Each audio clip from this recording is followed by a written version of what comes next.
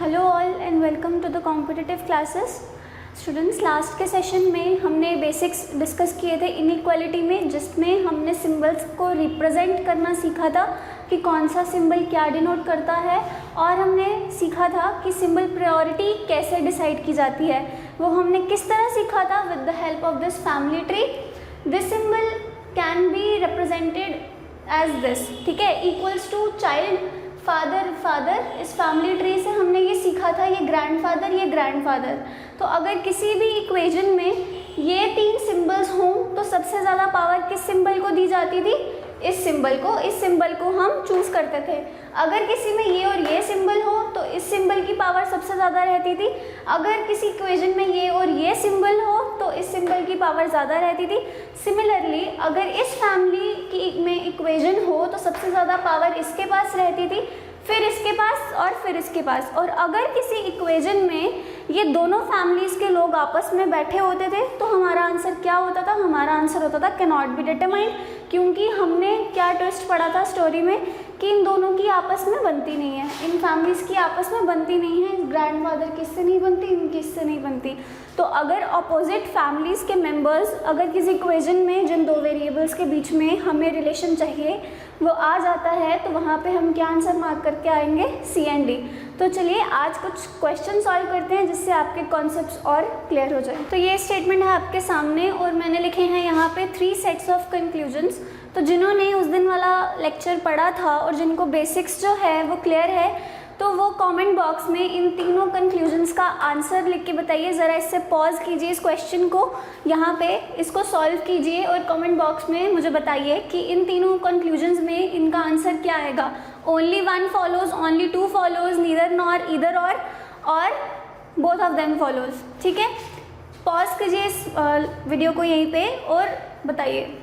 तो I hope बच्चों ने, आप सबने लिखा होगा आंसर इसका कमेंट बॉक्स में। तो अब मैं आपको बताती हूँ कि इसको करने का तरीका क्या था। फर्स्ट कंक्लूजन में हम इसका फर्स्ट देखते हैं। तो मुझे किसके बीच में, किन दो वेरिएबल्स के बीच में रिलेशनशिप फाइंड आउट करना है? P और W के बीच में। अगर मैं यहाँ देख रही हूँ तो ऑपोजिट फैमिली के मेंबर्स बीच में लाई कर रहे हैं, तो क्या होगा इसका आंसर? सी एंड डी, है ना, क्योंकि ऑपोजिट फैमिली के मेंबर्स लाई कर रहे हैं तो इन दोनों के बीच में कोई भी रिलेशन जो है वो नहीं बन पाएगा। और दूसरा अगर मैं देखती हूँ, मुझे फाइंड आउट करना है T और Z के बीच में एक ही फैमिली के मेंबर्स हैं। कौन है? Child, father, child, grandfather. Again father, सबसे बड़ा पावर किसके पास है? ग्रैंडफादर के पास। तो क्या ये रिलेशन सही है? ये रिलेशन सही है। तो यहाँ क्या आएगा? Only two follows. Okay students, next conclusion का सेट अगर हम देखते हैं, मुझे किन दो के बीच में रिलेशनशिप फाइंड आउट करना है? Q के बीच में और V के बीच में। अगेन मैं अगर देखती हूँ तो ये फैमिली अलग है और ये फैमिली अलग है, तो क्या इन दोनों के बीच में रिलेशन बन पाएगा? इन दोनों के बीच में रिलेशन नहीं बन पाएगा। तो अगेन क्रॉस, इसका रिलेशन हम फाइंड आउट नहीं कर सकते। अगर मैं Y और B को देखती हूँ तो Y और B अगेन इन दोनों के बीच में ऑपोजिंग फैमिलीज के मेंबर्स हैं, तो ये रिलेशन भी पॉसिबल नहीं है। ओके, नेक्स्ट अगर मैं कंक्लूजन देखती हूँ तो मुझे चाहिए A के बीच में और U के बीच में। अगर आप ध्यान से देखें तो अगेन ऑपोजिंग फैमिली के मेंबर्स बीच में आ रहे हैं, तो ये अगेन C एंड D। और मुझे दूसरा रिलेशन किसके बीच में चाहिए? R और U के बीच में। ये रहा R, ये रहा U। तो इन दोनों के बीच में क्या रिलेशन बनेगा? R is greater than U, R is greater than equals to U। तो क्या ये रिलेशन सही है? हाँ, ये रिलेशन सही है। तो none of them follows and only two follows. तो स्टूडेंट्स, मैंने अब आपको और 3 कंक्लूजन के सेट्स दिए हैं विद द सेम स्टेटमेंट, और अब हमको फाइंड आउट करना है कि इन तीनों कंक्लूजन्स में ऑप्शंस क्या बनते हैं। तो प्लीज़ ज़रा वीडियो को पॉज कीजिए और मुझे आंसर्स बताइए कमेंट बॉक्स में लिखकर कि इस कंक्लूजन का आंसर क्या रहेगा, इसका क्या रहेगा और इसका क्या रहेगा।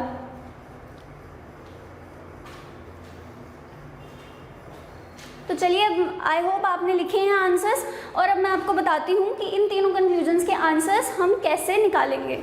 ठीक है, इस कंक्लूजन पे आ जाओ। तो इसमें मुझे वेरिएबल्स क्या चाहिए? R and T।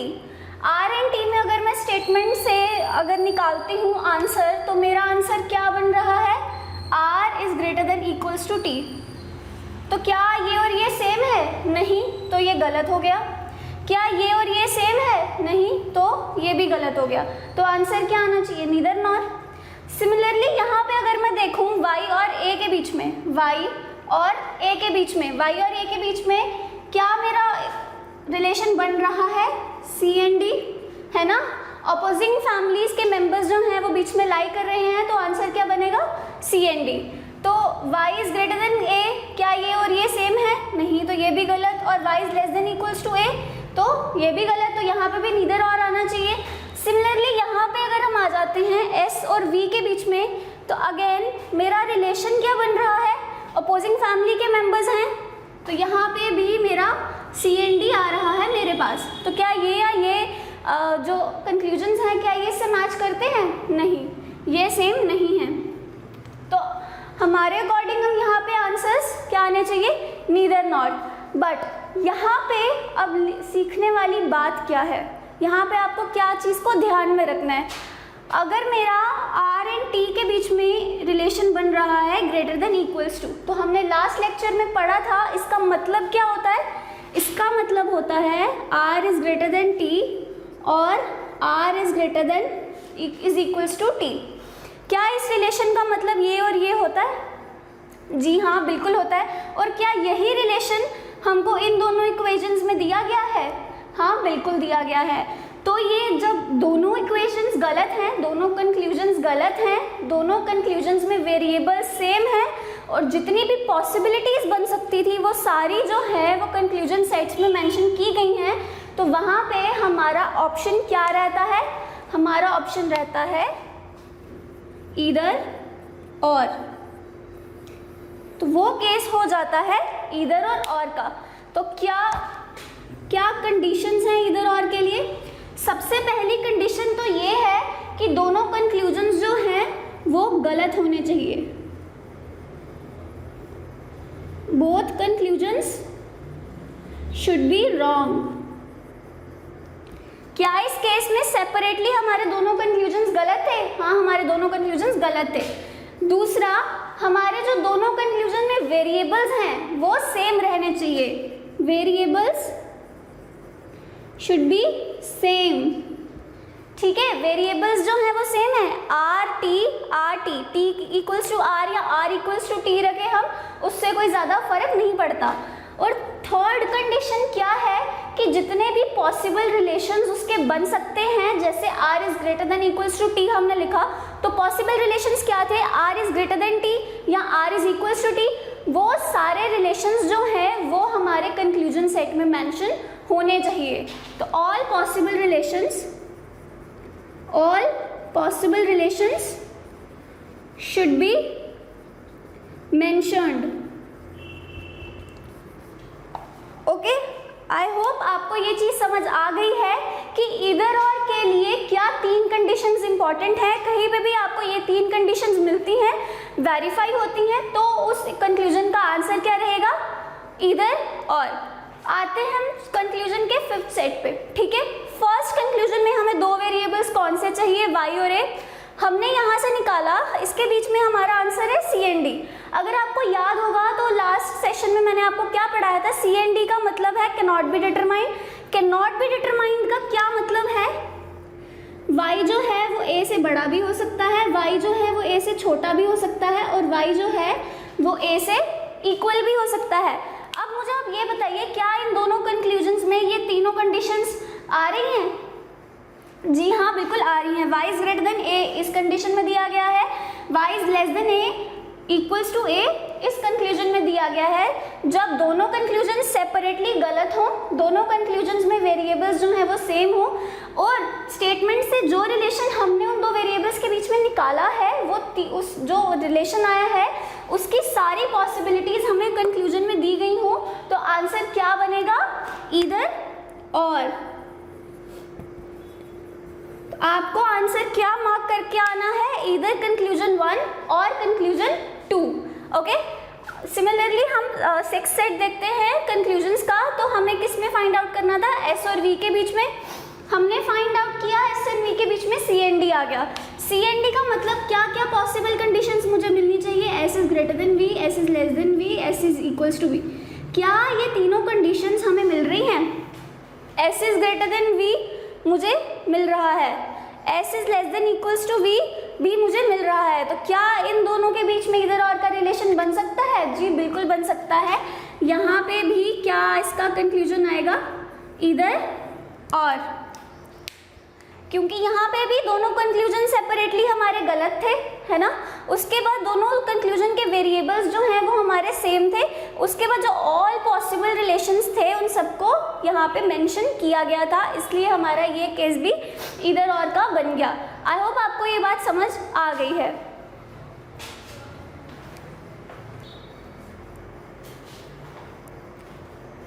तो स्टूडेंट्स, मैंने आपको और 4 कंक्लूजन्स दिए हैं सेम स्टेटमेंट पे, तो एक बार पॉज करके आप खुद, अब आपने इधर और भी समझ लिया और बाकी कंडीशंस भी समझ ली हैं, तो इसको ज़रा वीडियो को पॉज करके कमेंट्स में इन चारों कंक्लूजन्स के आंसर्स मेंशन कीजिए। अब आपने कर दिए हैं, तो चलिए मैं आपको बताती हूँ कि अब ये कैसे सॉल्व करने हैं, ठीक है। सेट अगर हम देखते हैं, हमें किन 2 वेरिएबल्स के बीच में रिलेशन निकालना है, y और u के बीच में। इन दोनों में मैं देख पा रही हूँ सबसे ज़्यादा पावर किसके पास है? इसके पास। तो y और u के बीच में रिलेशन क्या है? ये। क्या कंक्लूजन ये वाला मैच कर रहा है? तो क्या ये कंक्लूजन सही होगा? ये कंक्लूजन सही नहीं होगा, तो इसका आंसर क्या होगा? Only 1 follows. नेक्स्ट कंक्लूजन में अगर हम आ जाएं तो w और b के बीच में अगर आप देख पा रहे हो कि अपोजिंग फैमिलीज के मेंबर्स बैठे हुए हैं, तो w और b के बीच में रिलेशन क्या होगा? c and d। तीनों कंडीशंस फुलफिल होनी चाहिए, है ना। तो मुझे पहली कंडीशन मिल रही है यहाँ और इससे मेरी दूसरी कंडीशंस मिल रही हैं, इसका मतलब तो यही है ना, w is greater less than और इक्वल्स टू b। तो हाँ, मुझे तीनों कंडीशंस मिल रही हैं, तो क्या आंसर होगा इसका? इधर और। इधर और सिर्फ तभी आएगा जब तीनों की तीनों ये वाली कंडीशंस जो हैं वो सेटिस्फाई होंगी। w और t की बात करूं मैं, तो ये रहा w और ये रहा t। w और t के बीच में रिलेशन क्या बन रहा है मेरा? t इज लेस देन और equal to w। t is less than और इक्वल्स टू w। इस रिलेशन पॉसिबल, क्या इसमें पॉसिबिलिटीज बनती हैं? और t is less than w। तो क्या ये तीनों कंडीशन दोनों कंडीशन सेटिस्फाई हो रही हैं? ये तो हो रही है, हाँ जी हो रही है। क्या ये कंडीशन सेटिस्फाई हो रही है? नहीं। तो क्या इसका आंसर इधर और आ सकता है? नहीं, इसका आंसर क्या आएगा? Only 2 follows. ठीक है, नेक्स्ट चलते हैं हम अपने लास्ट कंक्लूजन पे। s और v के बीच में, दोनों कंक्लूजन में वेरिएबल्स तो सेम हैं, SV। तो s और v के बीच में पहले हम रिलेशनशिप फाइंड आउट करते हैं। ये रहा s और ये रहा v।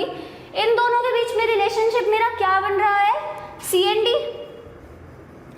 c एंड d के लिए आपको पता है कि क्या 3 कंडीशंस फुलफिल करनी चाहिए, तो उसमें से first condition s is greater than v जो है वो तो यहाँ पे आ गई, ठीक है। अगर हम इनको इंडिविजुअली देखें तो ये भी कंक्लूजन गलत है, ये भी कंक्लूजन गलत है, क्योंकि जो रिलेशन हमने इसके और इसके बीच में निकाला, इसके और इसके बीच में निकाला, वो मुझे कंक्लूजन्स में नहीं दिया गया, ठीक है। बट s और v के बीच में s is greater than v तो आ गया, तो क्या s is less than equals to v है? नहीं है, क्योंकि इसको जब हम रिवर्स करेंगे तो ये भी मुझे s is greater than equals to v देगा। तो क्या ये इधर और की कंडीशन फुलफिल कर सकता है? ये इधर और की कंडीशन फुलफिल नहीं कर सकता, तो यहाँ आंसर क्या आएगा? Neither nor. Are you getting my point? सबसे कॉमन मिस्टेक हम क्या करते हैं, हम देखते हैं कि दोनों साइंस है greater than, less than, equals to, तीनों साइंस इस कंक्लूजन्स में लाई कर रहे हैं, तो हम इधर और फॉलो करवा सकते हैं। बट हमको ध्यान क्या रखना है, सेम वेरिएबल्स के बीच में ये तीनों साइंस आ रहे हैं। यहाँ पे हमने देखा s और v के बीच में ग्रेटर देन का साइन था, but less than equals to का साइन अगेन s के साथ नहीं था, v के साथ था, तो ये 2 कंडीशंस जो हैं वो फॉलो नहीं हुई, तो इसका आंसर हमारे पास नीदर नॉर आ गया। तो स्टूडेंट्स, मैंने वही सेम स्टेटमेंट में आपको 3 कंक्लूजन्स और दिए हैं और हम अब इनके बारे में पढ़ते हैं। थोड़े से अनकॉमन से कंक्लूजन्स हैं बट मोस्ट इम्पॉर्टेंट हैं, क्योंकि डिफ़िकल्टी लेवल राइज करता है एग्जाम्स का अगर, तो कंक्लूजन जो है वो इस प्रकार के ही दिए जाते हैं। ठीक है, तो हम फर्स्ट सेट देखते हैं पहले कंक्लूजन्स का। क्या वेरिएबल्स मुझे दिए हैं, P और B। P और B के बीच में मुझे पता है रिलेशनशिप डिफाइन नहीं किया जा सकता, क्योंकि जो दोनों अपोजिंग फैमिली के मेंबर्स जो हैं वो उन दोनों के बीच में लाई कर रहे हैं। तो मेरे कंक्लूजन ये भी गलत हो गया और ये भी गलत हो गया। जब कोई भी रिलेशन नहीं होता तो कंक्लूजन जो है वो गलत होते हैं। ठीक है, उसके बाद वेरिएबल सेम है, कंक्लूजन गलत है। दो कंडीशंस मेरी इधर और की फॉलो हो गई। तीसरी कंडीशन मेरी इधर और की क्या कहती है कि जितने भी पॉसिबल रिलेशनशिप है उन दोनों के बीच में वो दोनों कंक्लूजन्स में मेंशन्ड होने चाहिए। जब मैं P और B के बीच में C and D बोल रही हूँ तो इसका मतलब क्या है, P B से बड़ा भी हो सकता है, P B से छोटा भी हो सकता है और P B के इक्वल भी हो सकता है ना।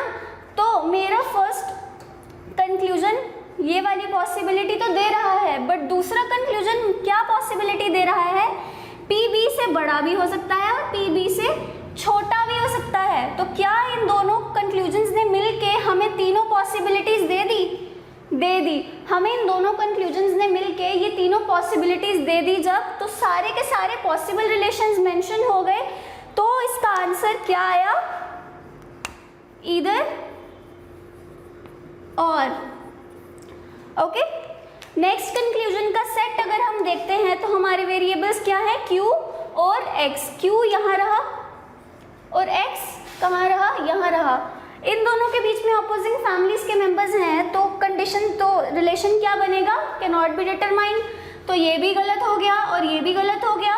ठीक है, और दोनों के वेरिएबल्स भी सेम है। अब हम तीसरी कंडीशन देखते हैं, क्या सारे के सारे पॉसिबल रिलेशंस जो हैं वो हमें कंक्लूजन के सेट में दिए गए हैं।